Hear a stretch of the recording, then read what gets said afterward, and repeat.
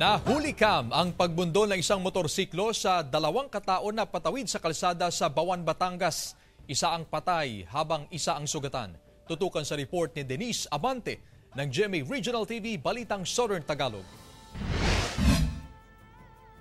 Kita sa kuha ng CCTV camera na ito ang pagtawid ng dalawang babae sa pedestrian lane sa Barangay Balayong, Bawan, Batangas. Lumingon muna sila sa kanilang kaliwat kanan para masigurong walang sasakyan. Ngunit ilang hakbang na lang bago makarating sa kabilang bahagi ng kalsada, napatigil ang dalawang babae nang biglang dumating ang isang motorsiklo. Maya-maya pa, sumunod ang isa pang mabilis na motorsiklo. Dito na nahagip ang dalawa. Tumila po ng mga biktima maging ang rider. Nadala pa raw sa ospital ang mga ito, ngunit nasawi ang isa sa pedestrian habang patuloy na nagpapagaling ang isa pang kasama nito. Sa investigasyon ng pulisya, galing sa kanilang bahay ang mga biktima na dadalo sana sa luksang parangal sa barangay nang mangyari ang insidente. Galing naman daw sa bayan ng Alitagtag at patungo sa bayan ng Bawan ang rider. Yung po kasing area ay highway at yun po ay medyo island, palusong po siya. Patuloy po yung takbo ng motosiklo. Sa sobrang bilis po ng kanyang takbo ay yun na po nabangga niya yung ating mga biktima. Naaresto ang rider na ngayon nahaharap sa reklamong reckless imprudence resulting to homicide and physical injuries. Tumanggi ng magbigay ng pahayag ang mga kaanak ng nasawing biktima habang patuloy pang sinisikap ng GMA Regional TV Balitang Southern Tagalog na makipag-ugnayan sa kaanak ng isa pang biktima at ng naarestong suspect.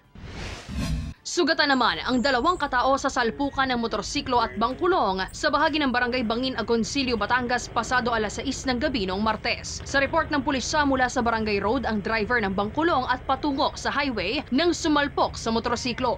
Dinala sa ospital ang mga biktima na kasalukuyan pang nagpapagaling. Sinusubukan pa ng GMA Regional TV Balitang Southern Tagalog na makuhanan ng pahayag ang mga sangkot sa aksidente. Mula sa GMA Regional TV Balitang Southern Tagalog, Denise Abante, nagbabalita para sa GMA Integrated News.